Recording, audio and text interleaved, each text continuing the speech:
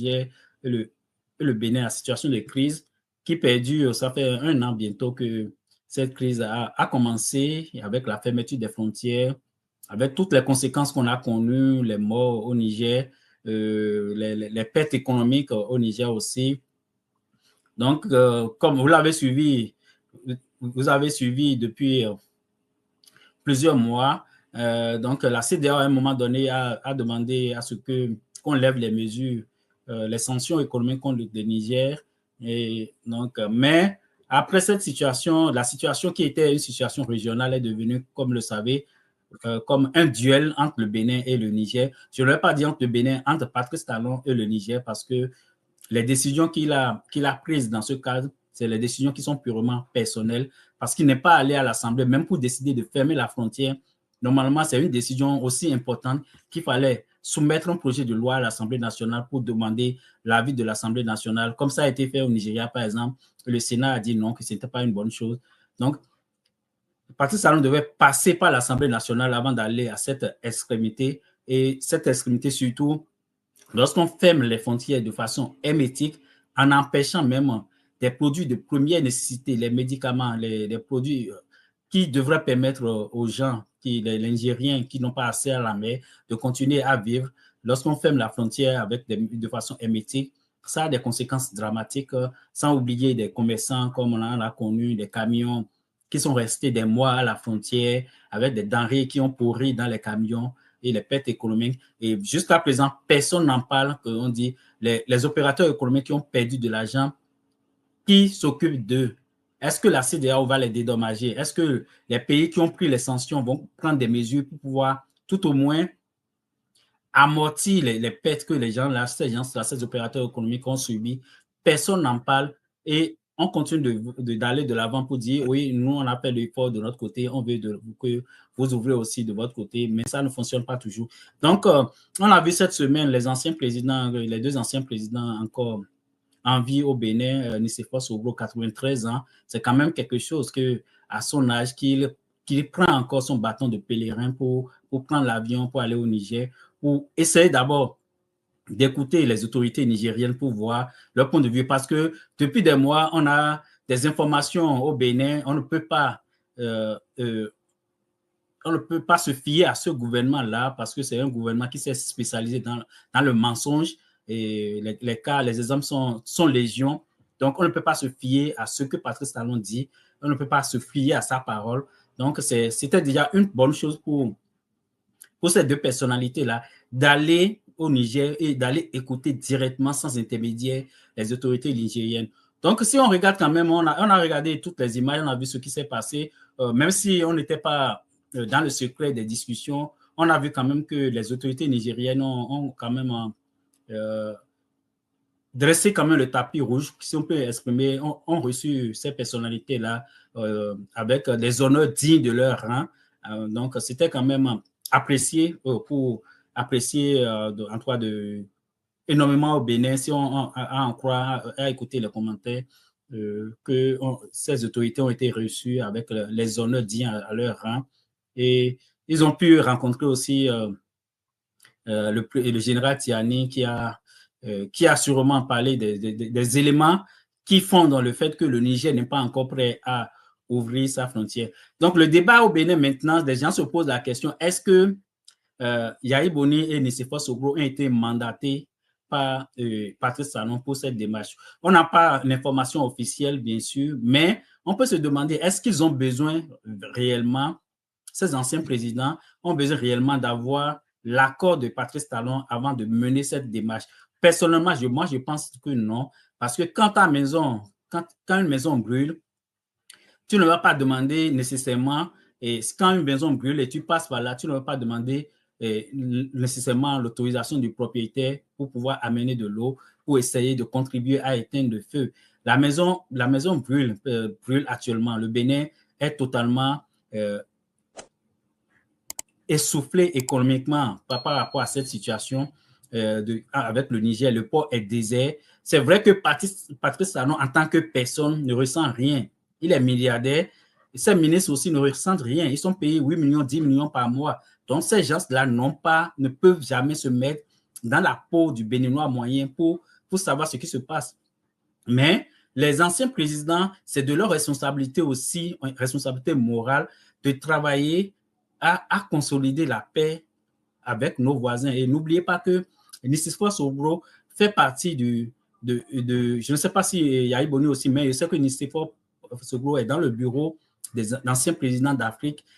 Donc, ils ont une association. Donc, leur rôle aussi, c'est de travailler à colmater les brèches là où le pont est rompu, parce que le pont est totalement rompu aujourd'hui entre le Niger et Patrice Talon. Donc, il n'y a plus de dialogue. Quand il n'y a plus de dialogue, il faut que nécessairement quelqu'un qui essaie d'aller écouter les deux parties pour voir est-ce que c'est possible de rapprocher les points de vue et d'établir, de les amener sur un terrain neutre. Parce que la démarche aujourd'hui, ça peut être, par exemple, après avoir écouté les autorités nigériennes, que les deux anciens présidents béninois puissent rencontrer Patrice Talon à son tour et faire un petit retour avec lui et faire des propositions. Si, dans un premier temps, on va déplacer le problème sur un terrain neutre, une rencontre, même dans un pays, ça peut être au Ghana, peut-être en Côte d'Ivoire, on peut déplacer une rencontre entre,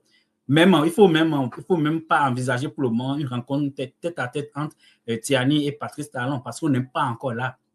Mais les deux pays peuvent envoyer des cadres, peut-être des députés, des ministres pour une rencontre sur un terrain neutre en Côte d'Ivoire, au Ghana, pour pouvoir faire des discussions, échanger, essayer d'établir ensemble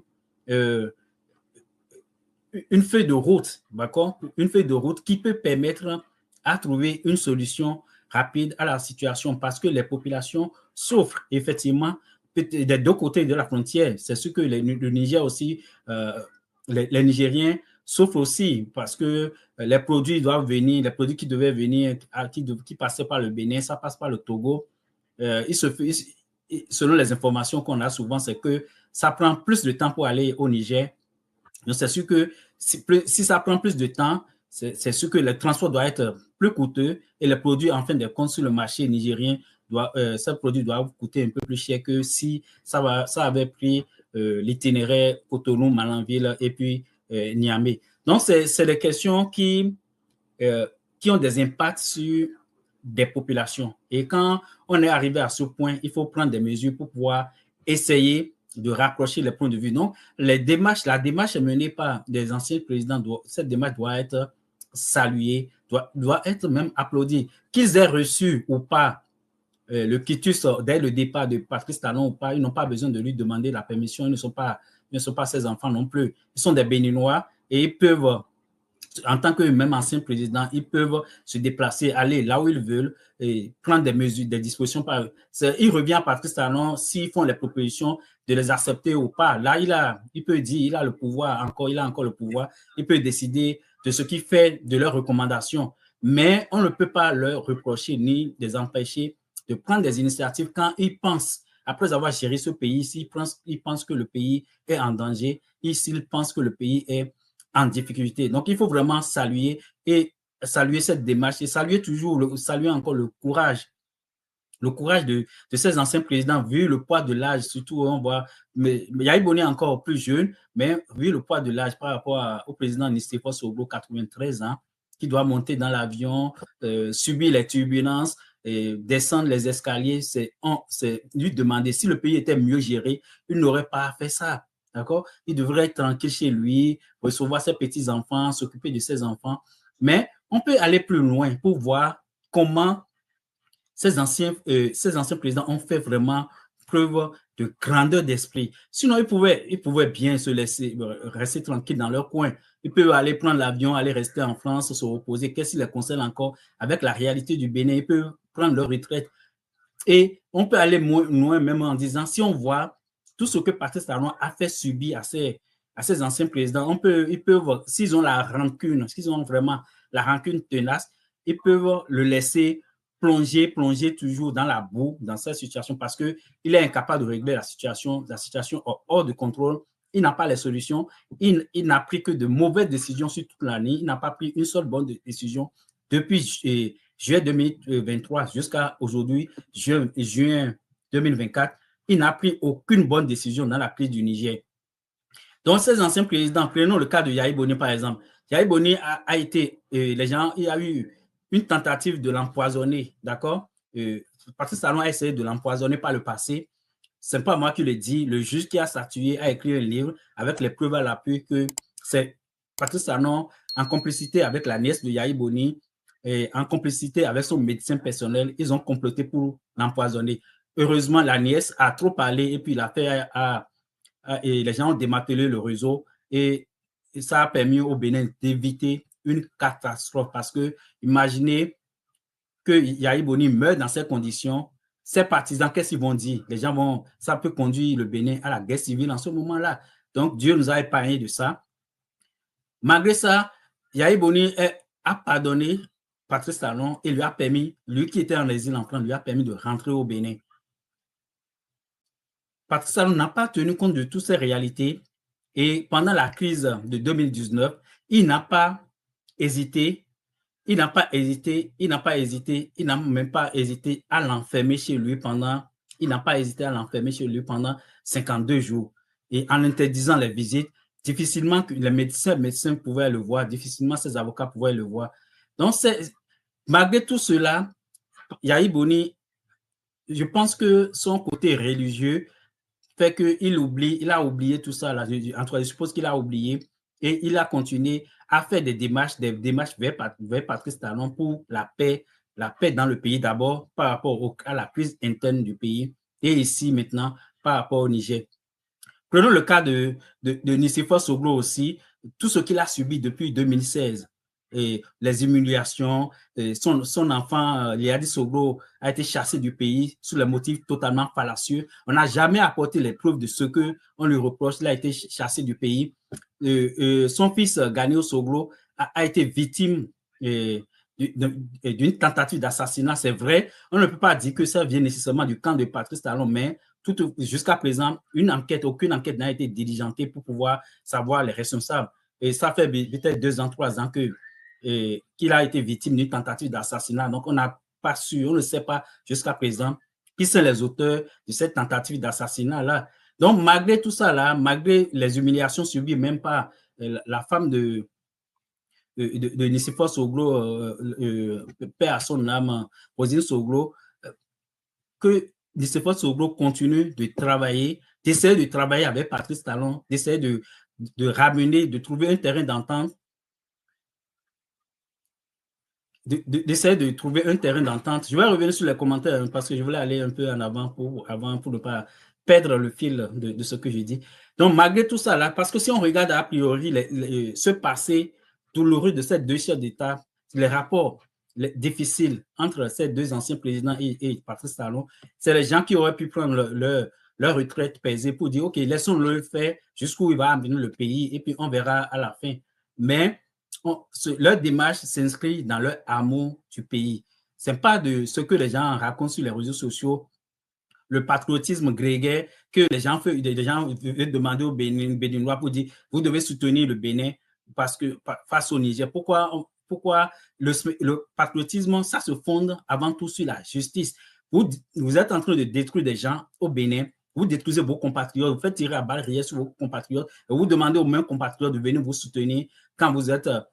Il faut travailler d'abord à construire le pays, à consolider la paix à l'intérieur du pays avant d'avoir un élan patriotisme spontané des Béninois. Vous n'allez pas créer tant d'injustices.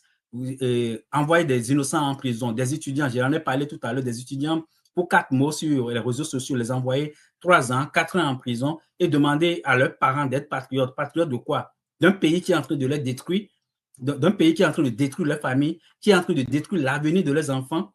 Ce n'est pas comme ça qu'on construit le patriotisme. Donc, la démarche des anciens présidents, pour en revenir à ça, c'est une démarche véritablement patriotique, une démarche qui est fondée sur l'amour qu'ils ont du pays. C'est les gens, en tout cas, je me mets à leur place, qui vont se dire, on ne peut pas, si on ne fait rien, on va nous reprocher, même on est en Afrique, nos ancêtres vont nous reprocher de n'avoir rien fait pour sauver ce pays du désastre. Et j'ai dit, je le répète, Patrice Talon n'est pas pressé par rapport à la résolution. Selon moi, il n'est pas pressé par rapport à la résolution de ce problème-là parce que il n'est pas touché directement, il continue de vivre sa vie avec les milliards qu'il a pris au peuple depuis des années. Donc, ça l'intéresse moins que ça. Donc, on peut continuer à insister sur le dossier. Pourquoi ce dossier est devenu de plus en plus compliqué? On a eu la question, j'ai parlé de cette démarche-là, mais pourquoi la situation est compliquée? Parce que les Nigériens avaient dit qu'on a des bases militaires au Bénin. Et ces bases militaires servaient de terrain de formation à des terroristes. Donc, cette question n'est pas encore vidée. Oh, et là, on tombe sur la question des pipelines. Et là, Patrice Talon a dit que les Nigériens ne peuvent pas assister au chargement de leur pétrole. Comment, on en a parlé, comment il peut décider que les autres, Patrice Talon n'a jamais travaillé, tout l'argent qu'il a eu de la caisse de l'État. Montrez-moi une seule entreprise qu'il a créée au Bénin. Il n'a aucune entreprise. Tout ce qu'il a, c'est soit des entreprises d'autres Béninois qu'il a arrachées de force ou des usines de l'État qu'il a pris pour s'enrichir. Donc, il n'a rien construit de lui-même. Tout ce qu'il a comme argent, c'est l'argent du peuple béninois. Donc, si demain, on a un chef de l'État qui arrive, qui aime son pays, en une seule journée, pas un seul décret, on doit tout lui prendre parce qu'il n'a jamais fait la preuve de comment il est devenu propriétaire de 10 usines qui appartiennent à la Sonapra. Il a pris 10 usines de la Sonapra, il n'a rien payé dans la caisse de l'État. Il faut qu'un jour, il apporte les preuves. Et on peut citer d'autres exemples où les entreprises publiques qu'il met en vente et il rachète les actifs.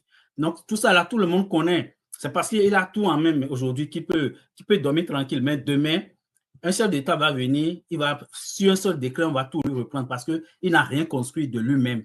Il n'a rien construit de lui-même. Tout ce qui est l'usine de Niki, qui appartient à Martin Rodriguez, il a acheté à un franc symbolique. Comment il peut prendre l'usine qui vaut des milliards, qui appartient à un privé béninois, et lui, il achète, il met ça en vente en tant que chef de l'État, et il achète ça en tant qu'homme d'affaires. Donc, c'est l'homme qu'on a en face de nous. Donc, je parlais de la question des pipes et du transport du pétrole.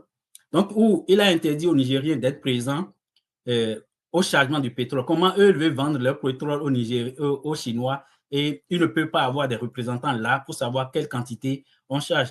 C'est normal que les gens le soupçonnent de vouloir voler le pétrole. Les gens ont sorti même des chiffres sur chaque chargement. Il y a un contrat occulte qui lui permet d'avoir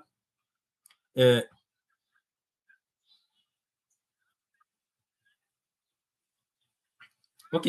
Donc, ça, c'est une autre question. On peut revenir sur ça. Donc, les gens l'accusent de vouloir encaisser, est-ce que c'est encaisser, on va dire, en tout cas, à chaque chargement de pétrole, qui doit prendre 11 000 barils pour lui, que c'est le contrat qu'il avait signé avec Bazoum. Et c'est pour pouvoir avoir ces 11 000 barils qui ne veulent pas que les Nigériens assistent au chargement de leur pétrole.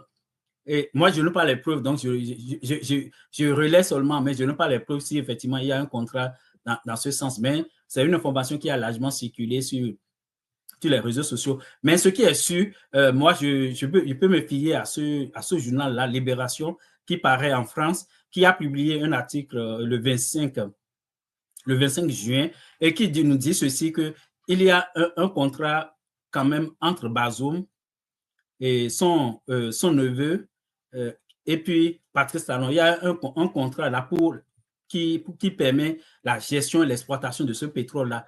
Et c'est dans ce cadre, ce contrat, c'est comme si les gens, au lieu de prendre des engagements au nom du Bénin, Patrice Talon, en tant que privé, a dû signer des accords occultes avec Bazoum et la famille de Bazoum pour pouvoir exploiter ce pétrole-là au détriment peut-être à la fois du Bénin et à la fois du Niger.